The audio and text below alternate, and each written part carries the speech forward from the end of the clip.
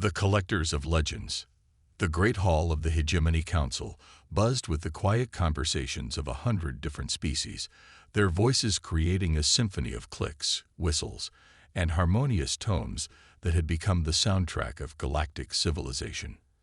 Admiral Zafira Kane stood before the massive viewing screen, her 4 arms crossed behind her back, as she watched the star charts display the current patrol routes of her fleet. Her species, the Valorians, had been the military backbone of the hegemony for over 3 centuries, and Zafira had earned her rank through countless battles against pirates, rebels, and the occasional territorial dispute. Today's briefing, however, felt different. There was an undercurrent of unease that she couldn't quite identify, something that made her secondary hearts beat just a fraction faster than normal. The other council members seemed more restless than usual, their attention divided between the official reports and hushed discussions about matters that weren't on the agenda. Scholar Thane Orcs, a tall, slender being from the academic world of Cerebrian, approached her with the careful steps of someone carrying important news. His large, multifaceted eyes reflected the light from the star charts as he clutched a datapad against his chest.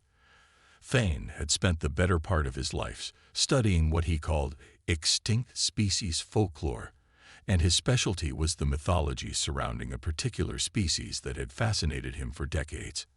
Admiral Kane, Thane said, his voice carrying the musical quality common to his people, I believe we need to discuss the recent sensor anomalies in Sector 7749. The patterns are unusual. Zafira turned to face him, her expression showing mild irritation. She had little patience for academic theories when there were real threats to monitor. Scholar Orcs, I've reviewed the reports. Random energy signatures, probably from old mining equipment or natural phenomena. Nothing that requires military attention. But Admiral, Thane insisted, his eyes flickering with excitement, these readings match theoretical projections from my research into human technology. The energy patterns, the stealth capabilities, even the positioning subjects. Humans, Zafira interrupted, her voice carrying a note of disbelief. Scholar, humans have been extinct for 200 years. We use their stories to teach our children about the dangers of unchecked aggression and the importance of working together. They're cautionary tales, nothing more. The conversation had drawn the attention of several nearby council members, including Councillor Vex, whose species had been among the first to encounter humans before their supposed extinction. The elderly being's scales shifted color slightly, a sign of deep thought among his people. Perhaps, Councillor Vex said slowly, we should not be so quick to dismiss the scholar's concerns. The humans were remarkable in their adaptability. Their final message spoke of choosing a different path, not of defeat or surrender. Zafira felt a slight chill despite her naturally high body temperature.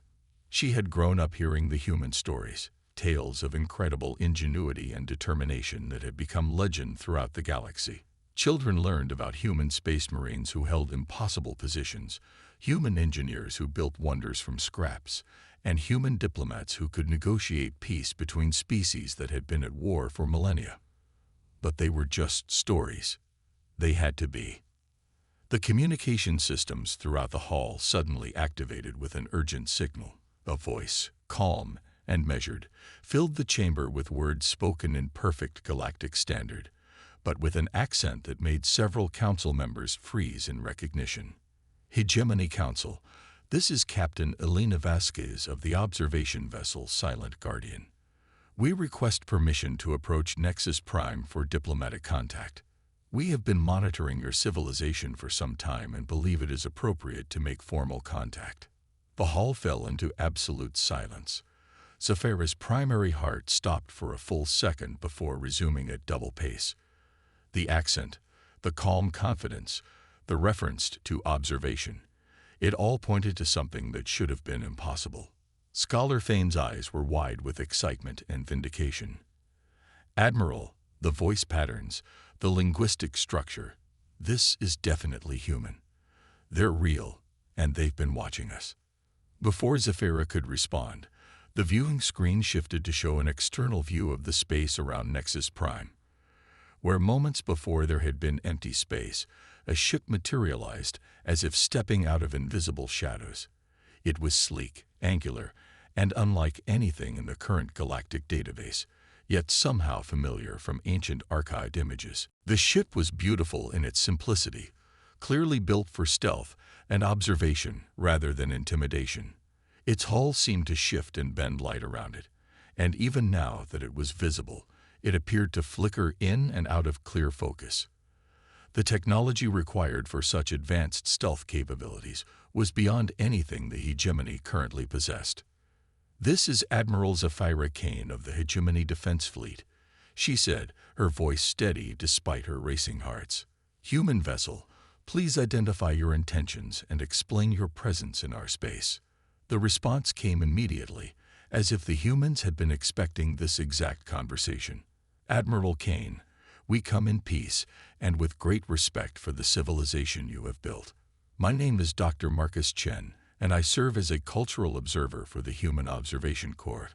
We have been studying your society, your progress, and your use of our people's history as educational material." The irony was not lost on anyone in the hall. The species they had been using as mythical examples of both human ingenuity and the consequences of isolation had been real all along, quietly watching and learning about their watchers. "Dr. Chen." Counselor Vex spoke up, his voice trembling slightly. "Our records indicate that humanity faced extinction due to internal conflicts and resource depletion. How is it that you are here, and how long have you been observing us?" There was a pause, and when Dr. Chen's voice returned, there was something almost paternal in its tone. "Counselor Vex, humanity did face a critical moment in our development, but rather than repeat the cycles of conflict that had plagued us, we chose a different path. We went silent, withdrew from galactic society, and dedicated ourselves to learning from others while developing our own potential. It has been 237 years since we began our observation protocols." The implications hit everyone in the hall simultaneously. For over 2 centuries, while the hegemony had been using human stories as moral lessons, the actual humans had been watching them live those lessons. They had seen every triumph, every failure, every moment of progress and regression that galactic civilization had experienced. Admiral Zafira felt a mix of admiration and deep concern. If humans had been observing undetected for so long, they knew everything about hegemony technology, military tactics, political structures, and social weaknesses. They had become the ultimate intelligence-gathering operation, learning about dozens of species while revealing nothing about themselves. "Dr. Chen," she said carefully, "what are your intentions now? Why reveal yourselves after so long?"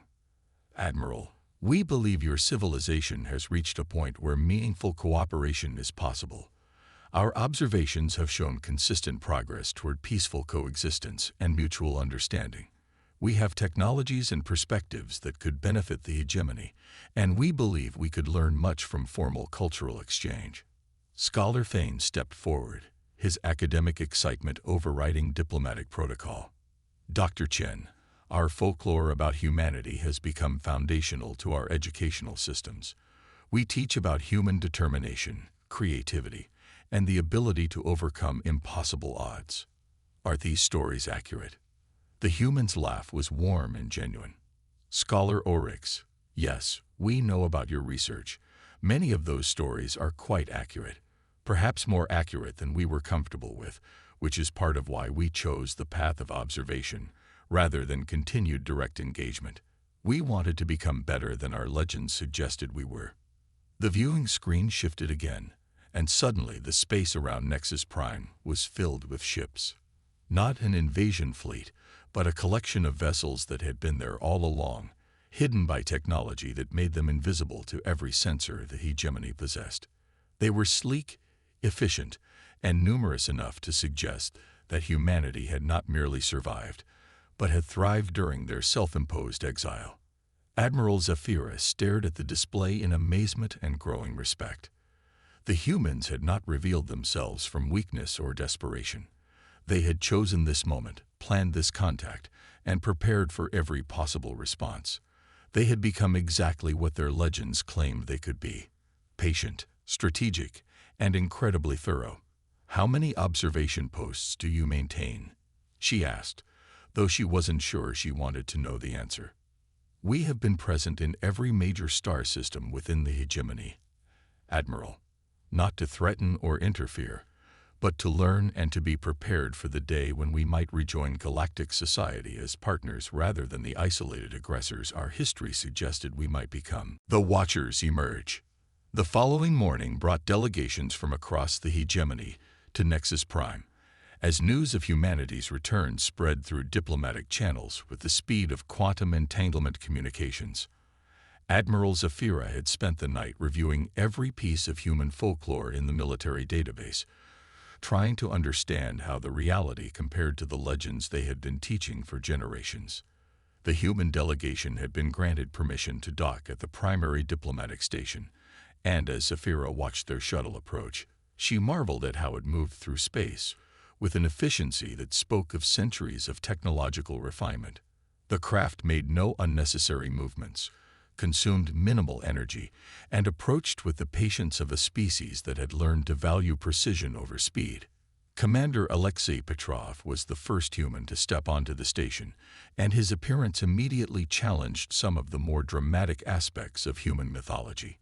Rather than the battle-scarred warrior that many stories described, he was calm, thoughtful, and carried himself with the quiet confidence of someone who had spent decades observing rather than fighting. His uniform was simple, functional, and bore no obvious weapons or aggressive decorations. Behind him came Ambassador Lin Zhao, a woman whose presence immediately filled the docking bay with an aura of diplomatic professionalism. She moved with the careful grace of someone accustomed to making first impressions on behalf of her entire species, and her smile carried both warmth and the weight of historic responsibility. "Commander Petrov, Ambassador Zhou," Admiral Zafira said, stepping forward with the formal greeting gesture of her species. "Welcome to Nexus Prime. On behalf of the Hegemony Council, I extend our greetings and our curiosity about your people's remarkable journey." Commander Petrov returned the greeting with perfect precision, demonstrating that human observation had included detailed study of diplomatic protocols. "Admiral Kane, thank you for receiving us. We come bearing no weapons except knowledge, and no agenda except the hope for mutual understanding." As they walked through the station corridors toward the main conference chamber, Ambassador Zhou spoke about the human philosophy that had guided their long period of isolation. "Admiral, our species went through what we call the Great Reflection, a period when we realized that our greatest strength was not our ability to fight or conquer, but our capacity to adapt and learn. We chose to become students of civilization itself." The conference chamber had been prepared with seating arrangements for over 50 different species, representing every major faction within the hegemony. As the humans entered, the room fell silent with the weight of historic significance. Scholar Thane Orcs sat near the front, his data pads filled with questions that represented decades of research finally meeting its subject. Counselor Vex stood to address the assembly. "Members of the hegemony, we gather today to hear from representatives of a species we thought lost to history, but who have instead been our silent witnesses for over 2 centuries. Commander Petrov, Ambassador Zhao, please help us understand your perspective on our shared history." Commander Petrov activated a holographic display that showed the galaxy as humans have been observing it, with hidden bases, observation posts, and monitoring stations scattered throughout hegemony space. The scope of their surveillance network was breathtaking in its completeness and restraint. "Honored counselors," he began, "when humanity withdrew from galactic society, we did so not from fear or defeat, but from wisdom gained through painful experience. We had seen what unchecked expansion and aggressive competition could do to a species, and we chose a different path. We became the Watchers, learning from your successes and failures, your innovations and challenges." The display shifted to show detailed cultural analyses of dozens of species, technological developments that had been influenced by human observation, and social movements that had been quietly supported when they aligned with human values of cooperation and peaceful development. Ambassador Joe continued the presentation. What we discovered during our observation period was that the stories you tell about us became more accurate over time, not because the stories themselves were true, but because you used them to inspire the best qualities in your own civilizations. You became the cooperative, innovative, determined societies that human mythology suggested was possible. A delegate from the Cerebrian Academic Council raised a question that had been troubling many observers. Ambassador Zhao, if you have been watching us for so long, you must know our weaknesses, our military capabilities, our political divisions. This knowledge could be used against us. How can we trust that your intentions are peaceful? Commander Petrov's response revealed the depth of human philosophical development during their isolation. Counselor, the greatest weakness we observed in galactic civilization was not military or technological, but social. The tendency toward mistrust, the assumption that knowledge must be used for advantage rather than understanding. We could have used our observations for conquest, but conquest was the path we chose to abandon.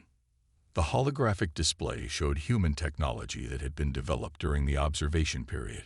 Stealth systems that could hide entire fleets, energy sources that produced no detectable signatures, and manufacturing techniques that could build complex systems with minimal resources. The technology was impressive, but it was clearly designed for survival and observation rather than warfare. Our defensive capabilities are substantial, Ambassador Zhao acknowledged, but they exist to protect our observation posts and ensure our continued ability to learn. We have no interest in conquest because we have learned that the most valuable resource in the galaxy is knowledge, and knowledge is only diminished when it is hoarded rather than shared. Scholar Thane Orcs finally spoke up, his excitement barely contained. Commander Petrov, Ambassador Zhao, our folklore about humanity has shaped our educational systems for generations. We teach that humans possess unusual creativity, determination, and the ability to find solutions where others see only problems. Based on your observations of us, are these characteristics accurate? Commander Petrov smiled for the first time since the meeting began. Scholar Orcs, your research has been remarkably accurate. But what you may not realize is that those same characteristics exist in every species represented in this room. Humanity's advantage was not any unique quality, but our willingness to step back and learn how to apply those qualities more effectively. The revelation shifted the entire dynamic of the conversation. Rather than presenting themselves as superior beings returned from exile, the humans were positioning themselves as fellow students who had simply had more time to study. Ambassador Zhao activated a new section of the holographic display, showing collaborative projects that humans had quietly supported throughout their observation period. Disaster relief operations, peaceful conflict resolutions, technological developments that had improved life for billions of beings across the hegemony. We have not been inactive observers, she said. When we could help without revealing ourselves, when we could support positive developments without interfering in natural social evolution, we did so. You have been our teachers, but we have also tried to be helpful students.